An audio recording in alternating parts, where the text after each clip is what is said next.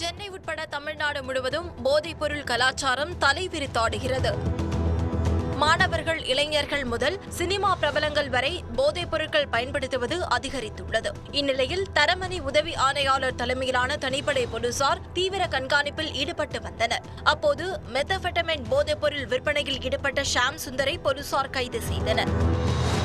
இதையடுத்து அவரிடம் நடத்திய விசாரணையில் பல திடுக்கிடும் தகவல்கள் வெளியாகின. அவர் தரமணி துறைப்பாக்கம் பகுதியில் உள்ள ஐடி நிறுவனங்களில் பணிபுரியும் ஊழியர்களுக்கு மெத்தபெட்டமைன் என்ற போதைப் பொருட்கள் விற்பனை செய்தது தெரியவந்துள்ளது.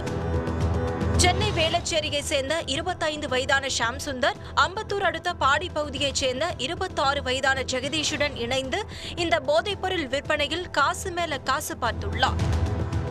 இவர்கள் இருவரும் கடந்த 2020-2021 ஆண்டுகளில் துறைப்பாக்கத்தில் உள்ள ஐடி நிறுவனத்தில் ஒன்றாக பணிபுரிந்து வந்தனர்.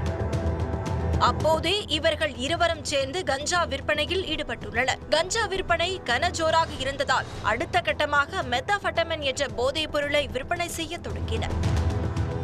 ஜெகதீஷ் பேருந்து அல்லது ரயில் மூலம் பயணம் செய்து மும்பை, பெங்களூருக்கு சென்று அங்கிருந்து மெத்தபெட்டமைனை வாங்கி வந்து ஷாம் சுந்தரிடம் கொடுத்துள்ளார். பிறகு அதனை அவர்கள் இருவரும் விற்பனை செய்துள்ளது விசாரணையில் தெரியவந்துள்ளது.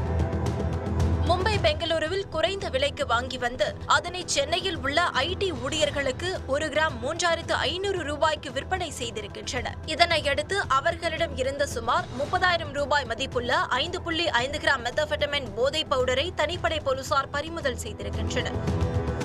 ஷாம் சுந்தர், ஜெகதீஷ் இருவரும் ஐடியில் வேலை பார்த்துக் கொண்டே சக ஊழியர்களுக்கு மெத்தபெட்டமைன் விற்பனை செய்துள்ளது அதிர்ச்சி ஏற்படுத்தியுள்ளது.